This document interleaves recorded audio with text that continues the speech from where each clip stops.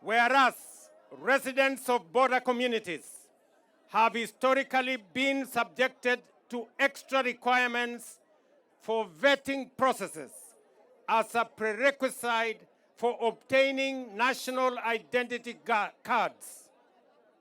Whereas the Presidency and the National Assembly and other government offices have received numerous petitions from these communities decrying the extra requirements for vetting as unjust, unfair, discriminatory, and disenfranchising. Whereas Article 12(1)(b) of the Constitution of Kenya entitles every citizen to a Kenyan passport and any document of registration or identification issued by the state to its citizens.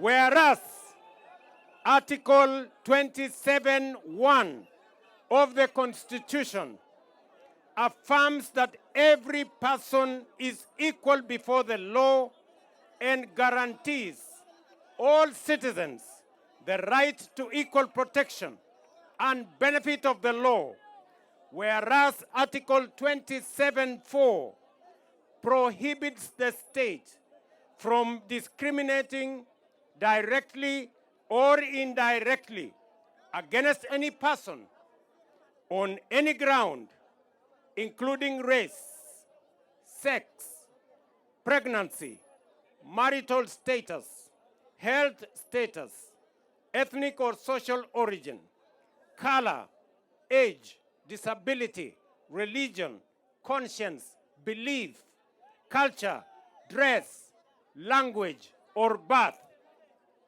Whereas the Registration of Persons Act obligates every Kenyan citizen above the age of 18 to register and be issued with a national identity card. Whereas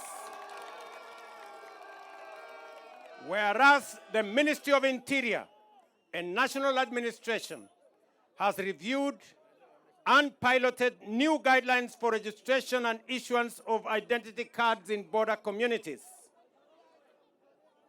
Reasons, therefore, I, William Ruto, President and Commander-in-Chief of the Kenya Defense Forces, having considered the said petitions in light of the Constitution of Kenya, our national values and principles of governance, by authority vested in me by the Constitution of Kenya, do hereby proclaim and order.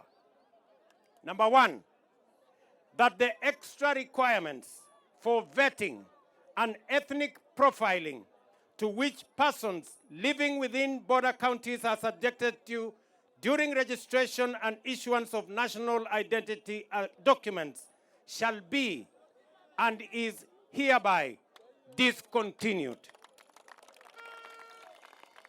And number two, that persons, bodies, and authorities within the Republic of Kenya mandated to issue national identity documents shall continuously review their guidelines and processes to ensure equitable, fair, and transparent process in identification and registration of all persons.